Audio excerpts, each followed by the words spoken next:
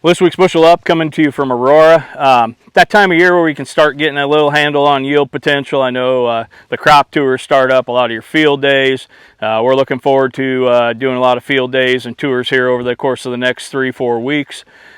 We do have our owner's acres date set, so be watching social media. We'll get the invites out, but the Tuesday, Wednesday after Labor Day, we'll be looking forward to having you out here. But one of the things I like to evaluate now is just, we can start seeing some of that tip back and ear fill. Still a little further behind here at Aurora. You can see on some high population, I am losing a few kernels here on the tip that did pollinate. But, there's 3 things we really need now, and we're thankful for the rain and the moisture we've gotten. But we also need the nutrients here. And some of the rain could potentially have washed some of our nitrogen away from us, so we're definitely concerned about that for some of the guys that had front-loaded nitrogen. And then finally, we need the sunlight, so I appreciate the sun today. Rain's nice, but sun is better when it comes to yield and packing on those extra kernels on the tip. So as you're out in your fields, evaluate that, kind of look for brace roots. If you're throwing extra brace roots, that can be a sign of stress deficiency. That's what I look at. I usually look down and I work my way up. As we peel back ears, sometimes it's a little easy to get overly excited or a little too depressed. I always say the finish line is a long ways away yet. So we'll be putting some pivot max on this field. Again, most of our yield's coming from that kernel weight, that kernel depth. It's not necessarily kernel count. So we can still influence that. We got a long ways to go. So, at least a month and a half here is what I plan on.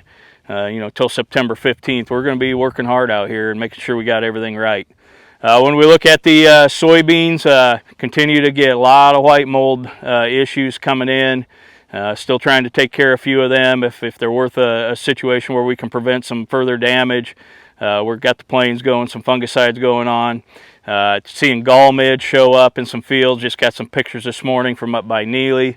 Also seeing some stem borer already starting to bore in and causing some damage there. So really, when you're looking at your soybean fields, if you see a spot that looks sick, looks dead, looks like it's fading, please go out there and dig. It could be white mold, it could be SDS. I've seen a few pictures of that starting to roll in.